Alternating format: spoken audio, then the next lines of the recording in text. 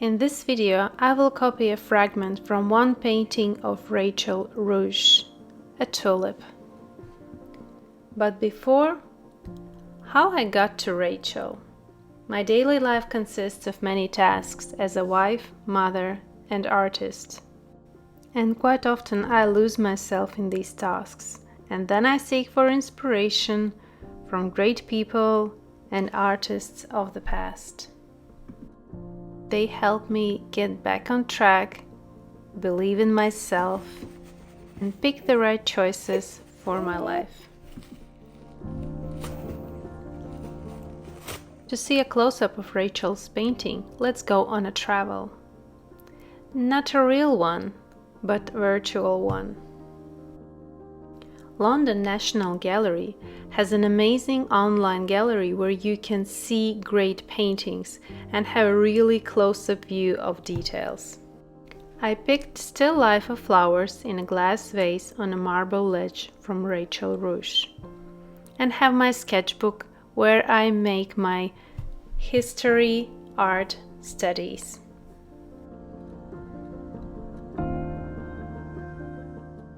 Adding antique embellishments for more interesting sketchbook page view, and while I'm doing that, I'm going deeper into representation of antique art, how it was built, how can I recreate something in my way in my sketchbook. Line drawing is done, removing excess amount of graphite off the paper, and I will be using gouache paints for this study. For this painting, I will be using gouache paints of cadmium yellow, cadmium red, perlin violet, light purple, quinacridone magenta, and Van Dyke brown. Mixing them, looking what is more suitable for the reference I have from Rachel's painting, mixing gouache paints and testing them. This is a more looser study. I'm not aiming here 100% accuracy and realism. In this study, playing with more thicker painting, more relaxed painting, and letting out the creativity.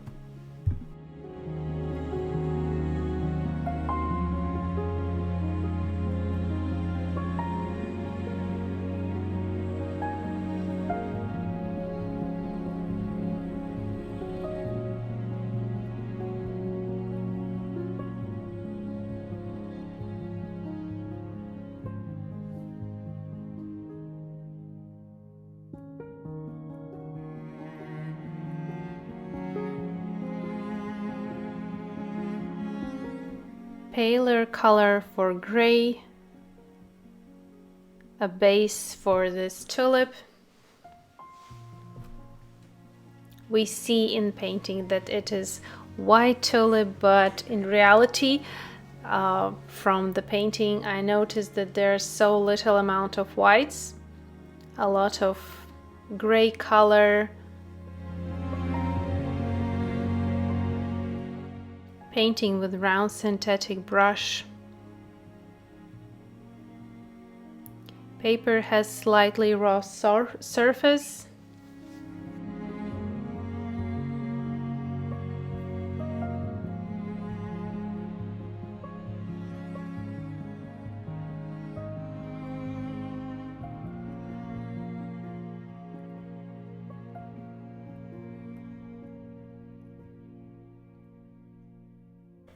Adding beautiful stripes that we see in this painting. I have guidances with my line drawing with pencils, but I go more freer, following guidances from reference, with more looser brush strokes, not so precise. Doing these studies in sketchbook page is a wonderful way of taking a little break from realistic painting. Be more looser and free with your brush strokes. Try thicker brush strokes, more saturated. That I always say, be more transparent with watercolor painting. Here you can go more thicker and just try this painting technique where you not layering, going straight with saturated paints, mixes, and see what is best for you. The beauty of trying different mediums, trying different approach is one day you will find what is best for you, and another day you will find your own style, your own technique for your painting.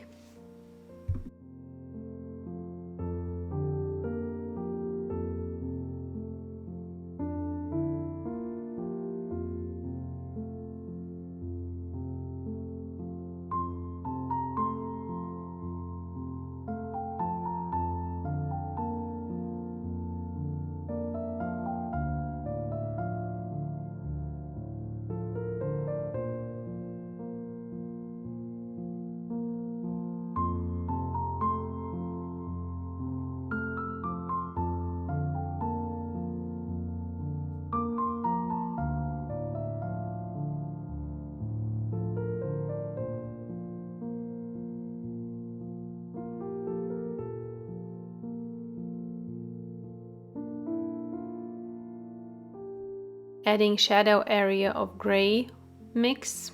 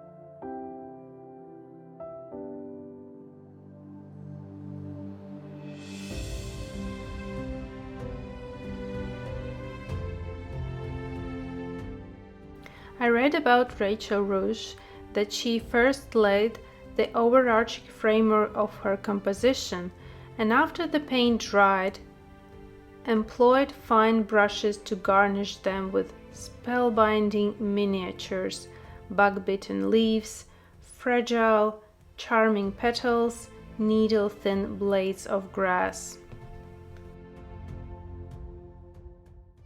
In this painting, I'm also going with looser brush strokes for base color and major lines for the spots.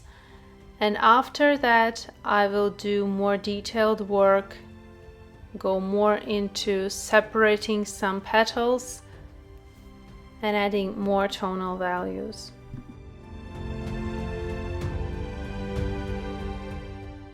Rachel was painting with oils. It's also a thick medium. I am painting with gouache to achieve similar results, but what I'm missing with gouache is that with oils you can blend, the medium stays wet and you can beautifully blend oil paints together and make smooth transitions. Gouache paint dries very quickly and it is not so easy to blend and make smooth transitions, but still I like the thick result of layers of saturated brush strokes.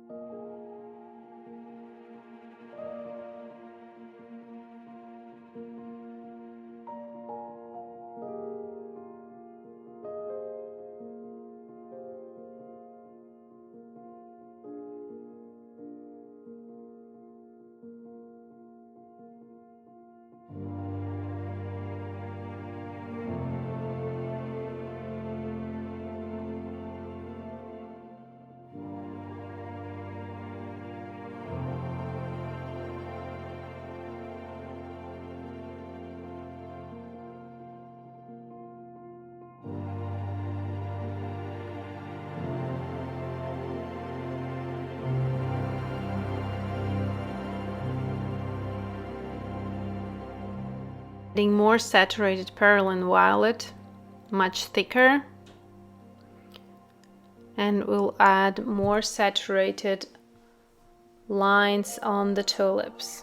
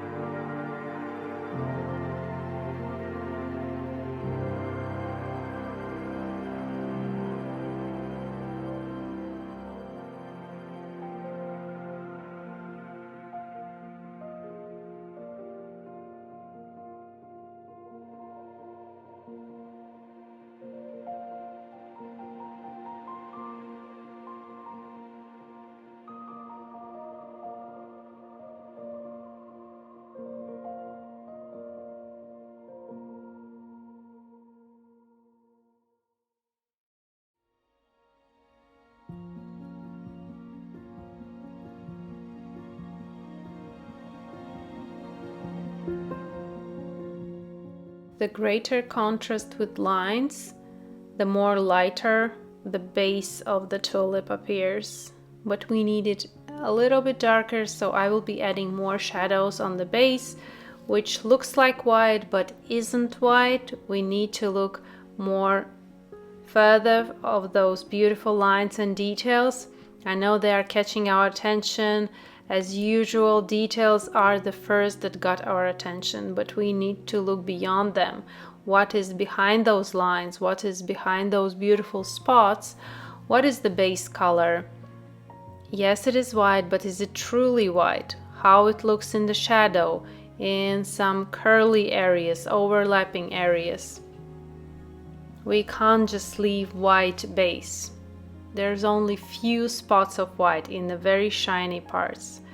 Also, white surface of subject, flowers, petals, they are reflecting all the colors that are around. For example, like here I'm putting this shadow part, which clearly is visible in the painting, in the reference that it is almost brown, something from violetish brown, because it is reflecting some colors from stripes that are on the other petal.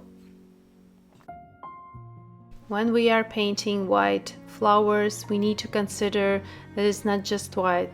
There could be a lot of colors from around, surrounding area, from shadows, sky, leaves that are maybe close to the white surface of the flower. Everything is reflecting on the whites.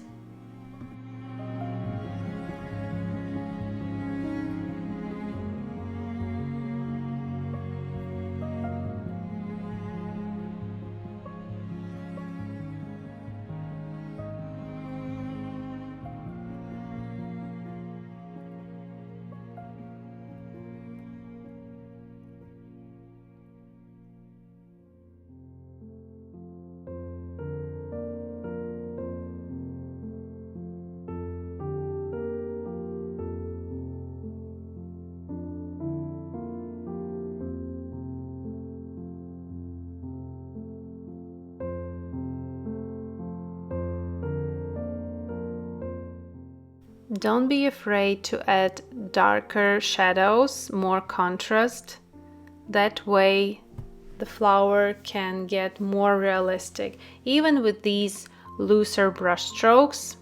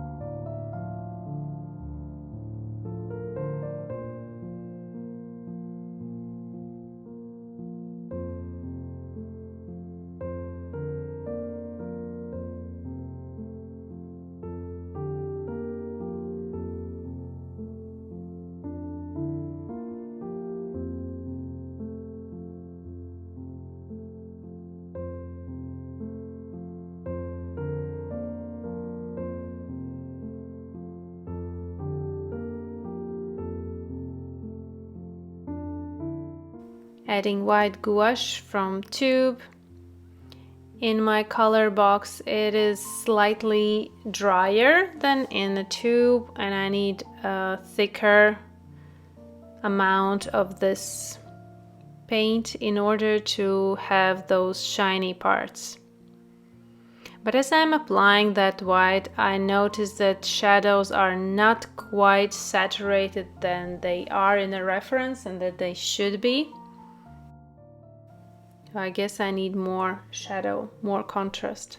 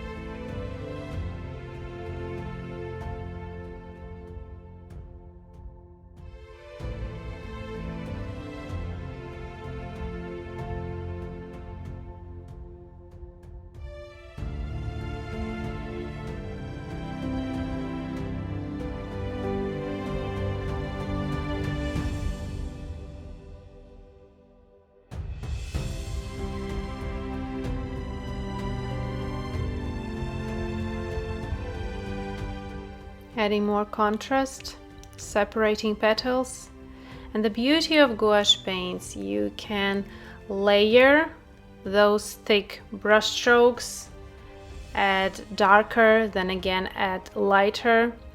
It will not be as light as paper, but still you can get quite good results with layering, thicker brush strokes, creating texture.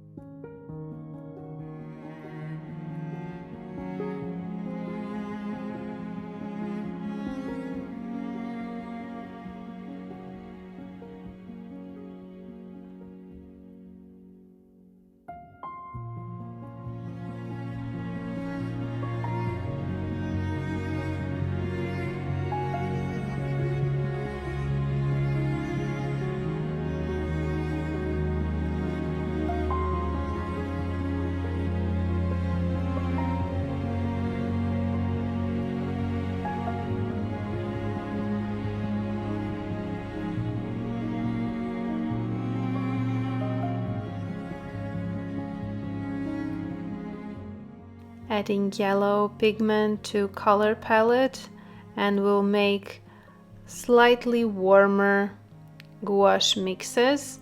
I noticed that reference looks much warmer than my study.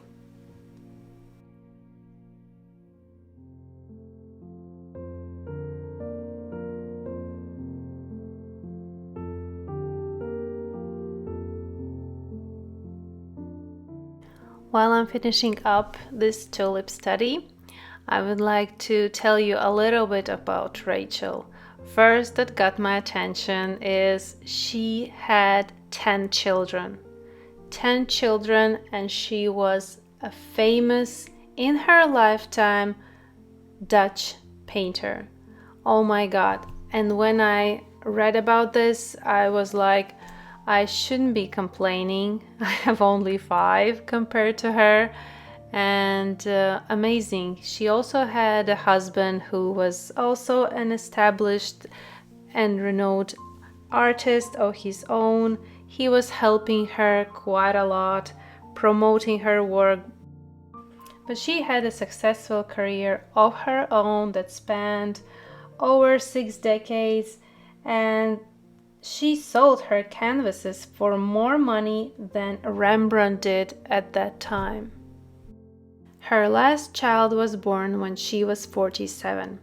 Rachel passed away at age 86 and painted until her early 80s. On a pair of flower paintings, she proudly signed her age 83 alongside her signature. A woman who could do it all indeed, and a great inspiration for all of us.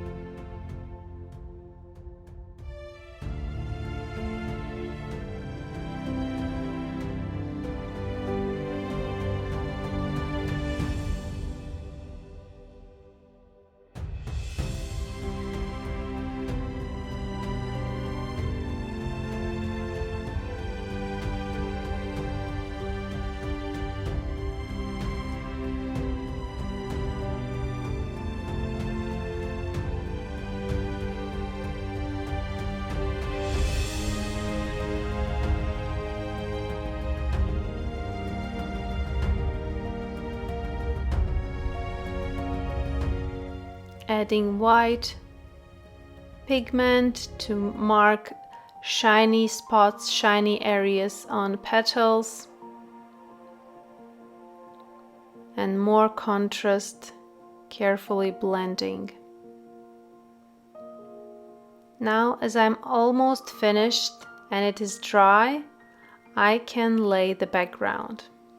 For the background, I'm taking all darker pigments, blue, violet, also brown, Van Dyke brown, and I'm mixing not one particular color mix, but I will have a spots of blues and violets and browns and reds and greens.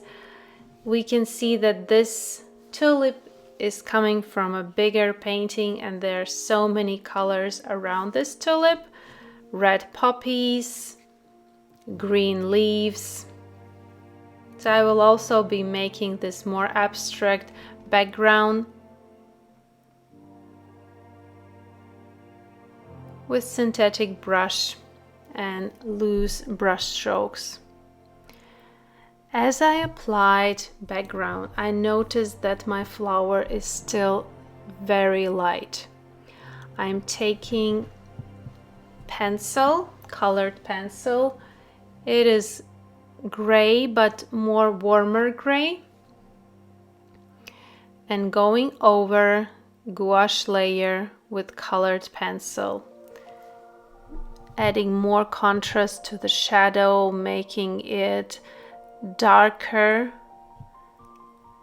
And as I add this gray, warm gray color, I clearly see that it really starts to getting more realistic with volume, three-dimensional. These tonal values are important even in looser painting. It doesn't matter if you want to have more realistic subject, even with abstract or looser painting, tonal values, you need to understand them in order to make something look more three-dimensional on a flat surface. More contrast. Don't be afraid to add darker shadow area with white subjects. That is the only area where we can make this white subject more realistic.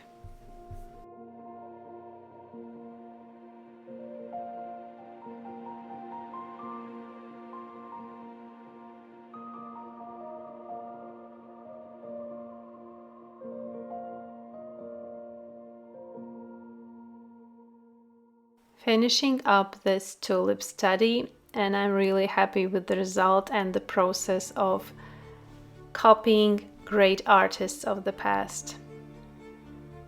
Also writing details of Rachel's life, her achievements, interesting facts. Another sketchbook page of art history is done. I'm happy with the results. I had an amazing time doing this study. It is like going back in time and getting to know great artists a little bit better. Hope you enjoyed this tutorial. I truly recommend you to make a copy of some great artists on your own. It is a great way of trying new technique and going on a little history adventure. Thank you and see you in my next video. Bye bye!